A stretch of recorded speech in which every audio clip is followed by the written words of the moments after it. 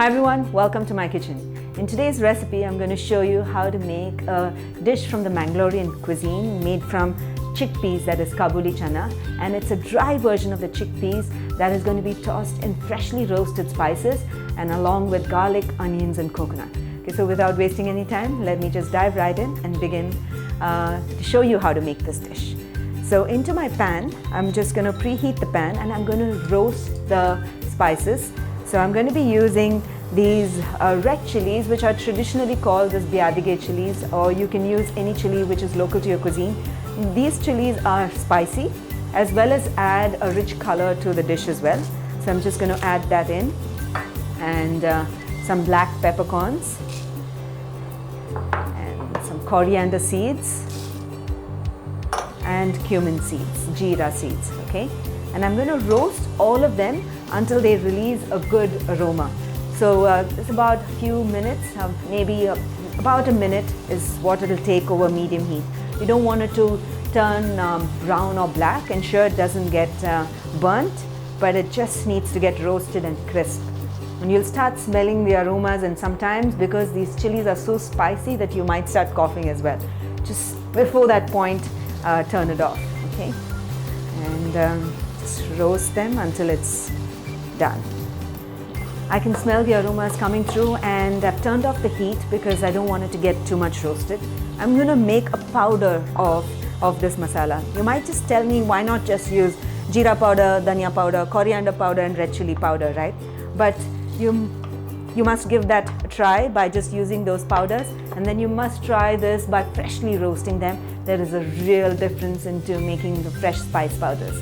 Notice that there are a few dhania pieces and a few red chili pieces inside it, and it's okay because that will add to a great crunch to the sukka, okay? So I like it like that, but if you want it coarse and if you want it really fine, please do grind it, but this gives great taste.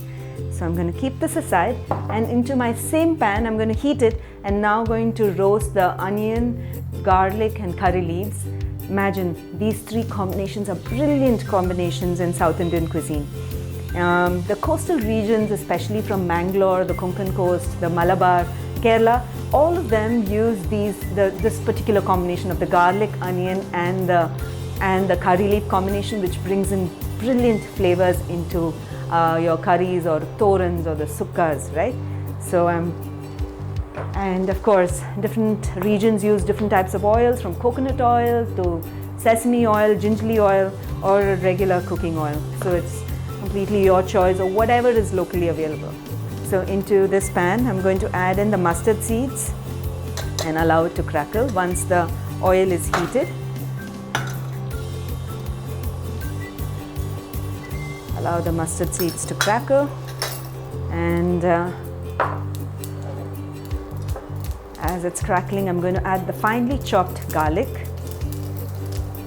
finely chopped onions and the curry leaves, okay? And I'll roast them until the onions become nice and tender, and you don't have to make it brown, you just have to make it soft, okay? So we'll just do that. Just about a minute, and the onions will get roasted. It depends upon the amount of quantity you're making as well, but just about takes a minute to roast the onions. The onions have started changing color. It's just been about few seconds. So now that the onions have started changing color, and I can smell the flavor of curry leaves coming through, I just love the smell. At this stage, I'm going to add in the cooked chickpeas. These are Kabuli channa or chickpeas that I cooked it in the pressure cooker, soaked it overnight, cooked it with a little bit of salt in the pressure cooker. I'm going to add in the freshly grated coconut and this fresh spice powder that we have ground, all of it, and some salt,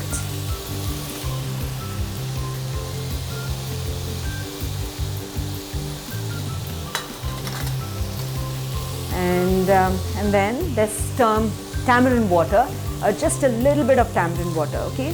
The sukkas are dry dishes which are tangy and spicy. That's why it's called sukka, which means sukha, which is dry, right? In Hindi, and sukka, which is dry in the Mangalorean cuisine. So I'm just going to add this little bit of tamarind water and allow this chickpeas and the masalas to saute and cook for about 4 to 5 minutes until all the spices are completely absorbed into the chickpeas, right? I'm going to cover it and allow it to cook. If you want it to be more tangy, you can add more tamarind water. And if you want it a little bit of sweet, you can add some jaggery. I always do, but sometimes I have to refrain because not everybody likes jaggery in their food.